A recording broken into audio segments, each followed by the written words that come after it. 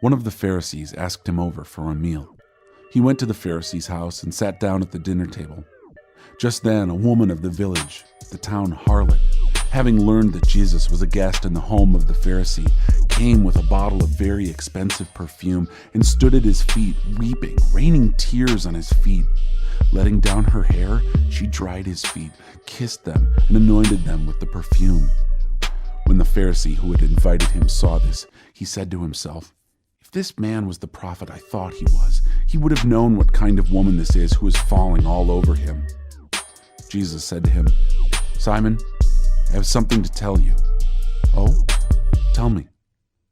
2 men were in debt to a banker. One owed 500 silver pieces, the other 50. Neither of them could pay up, and so the banker canceled both debts. "Which of the 2 would be more grateful?" Simon answered, "I suppose the one who was forgiven the most."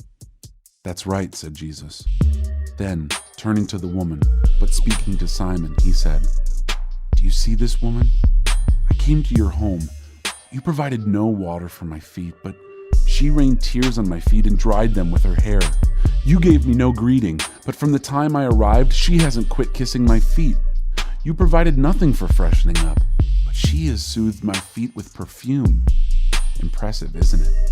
She was forgiven many, many sins, and so she is very, very grateful. If the forgiveness is minimal, the gratitude is minimal.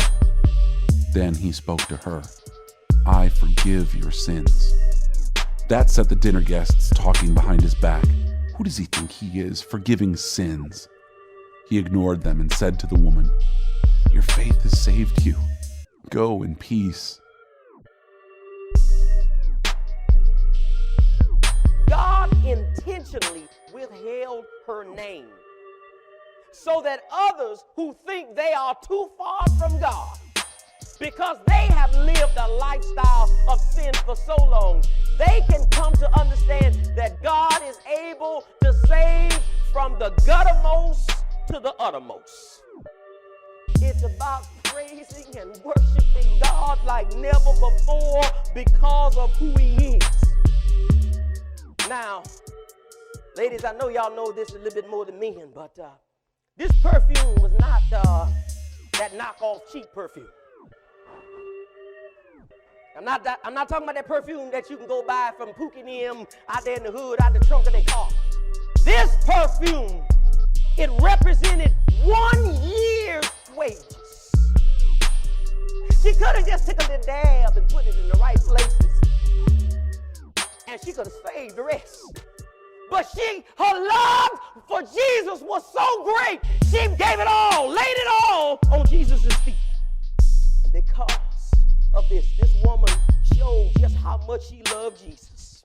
I want to say to you that there are some of you here today, some of you who are going to listen online, that are holding on to your alabaster flask, meaning you're holding back on your praise and worship. You want to give Jesus just a little dab of praise. You politely say amen every now and then. You give Jesus every now and then a little golf clap. You're not willing to let your hair down.